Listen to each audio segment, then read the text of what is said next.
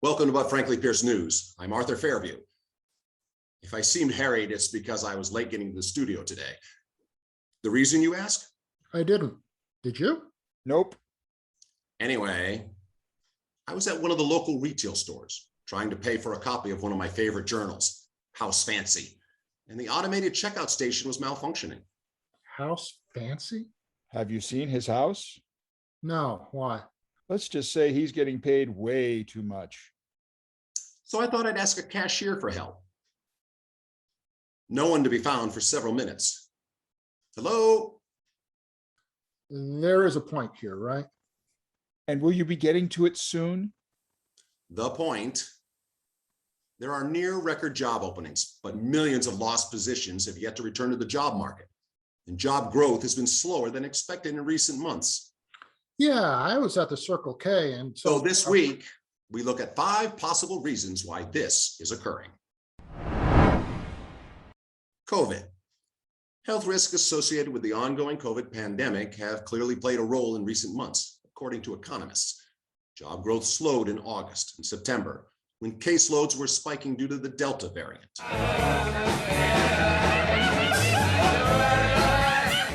The September jobs report is a reminder that the pandemic is still what controls our recovery, said Daniel Zhao, senior economist at job site Glassdoor. The pandemic is still keeping workers out of the labor force. Job growth should re-accelerate as COVID cases abate, according to Zhao. You mean if the rate of cases abates? it would if people would vax up and mask up. Etc., etc., etc. But you need to realize that Early retirement. Early retirements have also reduced the pool of available workers. Older adults are at a higher risk of severe illness and death from COVID. They may have opted to start drawing Social Security and live off their nest egg instead of taking a risk at work, economists said. Grandparents may have also offered to watch their grandkids and ease childcare duties for working parents. All those things would push especially hard on people in their 60s to come out of the labor force, said Aaron Sojourner, a labor economist and associate professor at the University of Minnesota. I think we shouldn't assume that they're never coming back, Sojourner said, but for now, they're not back. You can take this job and shove it. But you don't understand. Care responsibilities. Care responsibilities have made it tough for some workers, especially those who can't work from home, to come off the sidelines. For example, many schools reopened for in-person learning for the new academic year, helping ease childcare constraints for parents. But COVID outbreaks have led to sporadic quarantine periods that may stretch parents' ability to hold or commit to a steady job. all good points, but what you're not. Households across the income scale have been able to amass higher savings relative to pre-pandemic levels. Cash balances were up 50% for the typical household in July 2021 relative to 2 years earlier, according to the J.P. Morgan Chase Institute. The federal government sent large amounts of cash to families to combat COVID-fueled downturn, including stimulus checks, enhanced unemployment benefits, and increased food stamp benefits. Lawmakers also offered temporary relief to renters, homeowners, and the student loan borrowers. Okay, yes, but you are missing one. And finally, wages. There may be near record job openings, but that doesn't necessarily mean businesses are paying a wage workers will accept. Wages have risen more than $1 an hour, or 4.5% in the past year across all private sector jobs, according to the Bureau of Labor Statistics. But that higher pay may still not be enough to attract workers from the sidelines, Sojourner said. That's more likely to be the case if a job has deteriorated in quality, he said, whether because of health risks, increased hours, or other inconveniences like dealing with unruly customers who oppose mask requirements. When you wear a mask, which you can certainly do, you are further pushing the agenda that is condemning all of us. Also to take into consideration, jobless workers have had ample time during the pandemic to reassess their working lives and what they want from a job. Some may opt to switch careers, something I've considered on occasion. Isn't that 6 reasons? By my count, it is. The bottom line, while there are numerous reasons at this point, the answers are slower in coming. It will take time. But there is one thing that you're missing. If we can get a word in edgewise. What now? The October jobs report came in, and there is good news.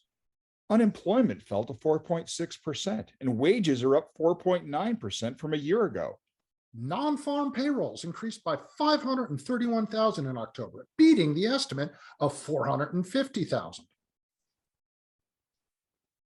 Oh. Never mind. Elsewhere, failed former President Donald Trump's slashing rhetorical style and divisive politics allowed him to essentially take over the Republican Party. His supporters are so devoted that most believe his false claim that he lost the 2020 election because of voter fraud. If you count the legal votes, I easily win. If you count the illegal votes, they can try to steal the election from us. But the same tactics that have inspired fierce political loyalty have undermined Trump's business, built around real estate development and branding deals that have allowed him to make millions by licensing his name. Can you say payback? With dividends, hopefully. Trump's business brand was once synonymous with wealth and success, an image that now clashes sharply with a political brand rooted in anger of his largely white, rural, working-class voter base.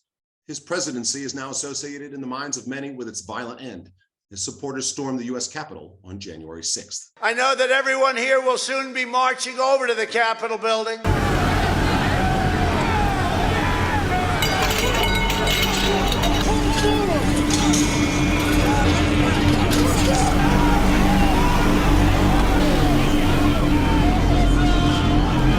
Yeah, I'm just not seeing a good way to spin this. Welcome to the new Trump Tower, Moscow, complete with anti-rioter defense systems. You now have 15 seconds to comply. Those searing images, along with years of bitter rhetoric, are costing Trump money. Revenues from some of his high-end properties have declined. Vacancies in office buildings have increased, and his lenders are warning that the company's revenues may not be sufficient to cover his debt payments. Prospective tenants in New York are shunning his buildings, one real estate broker said, to avoid being associated with Trump.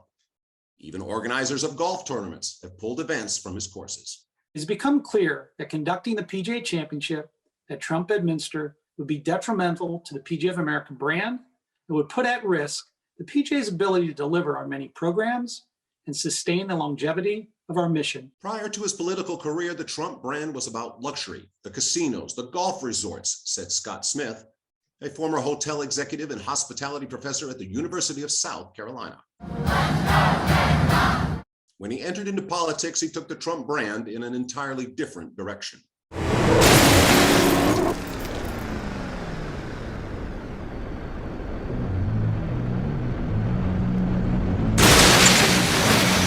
Trump's business also remains under the cloud of a joint criminal fraud investigation by the Manhattan District Attorney's Office and the New York Attorney General. The company and its longtime chief financial officer, Alan Weisselberg, have been charged with a scheme to evade payroll taxes, and investigators continue to probe whether Trump or his representatives committed fraud by misrepresenting loan applications and tax returns. Weisselberg and the company deny wrongdoing and are contesting the charges. Eric Trump, the former failed president's middle son and a Trump Organization executive, And a failure in his own right, said in an interview with the company is now in a phenomenal spot. Really? oh sure, and I have a bridge to sell you too. Hi, it's the babysitter. I don't know what to do with Eric. He won't stop whining and whining. Also, this guy next to him, Rudy, keeps leering at me while tucking in his shirt. Great idea, I'll try. Hey, buddy, want to run a vineyard into the ground? No, the financial records show Trump's real estate business has declined. Income from the family's holdings took a beating during the pandemic. Revenues at his Las Vegas hotel, for instance, fell from $22.9 million in 2017 to $9.2 million during 2020 and the first 20 days of 2021, while records show Trump's Washington hotel has lost more than $73 million since 2016. Die, you pun scum! In Trump's home base of New York, the Trump name has become increasingly toxic. New York City in January canceled his leases on a golf course, 2 Central Park skating rinks, and a carousel. The list goes on. More. Okay.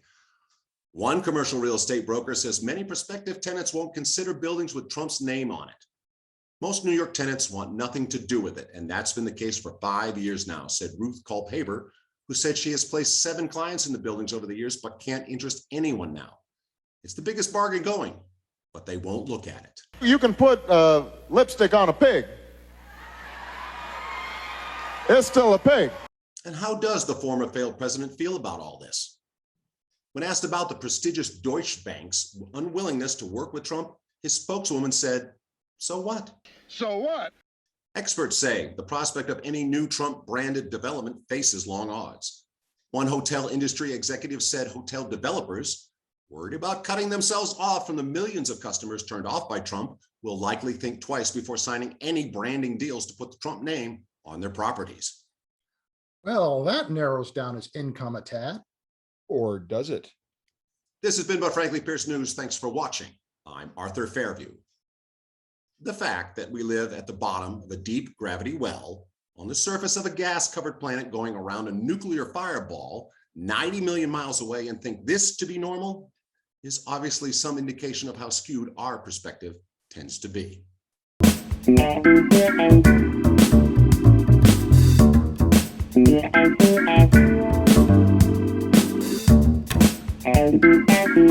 you.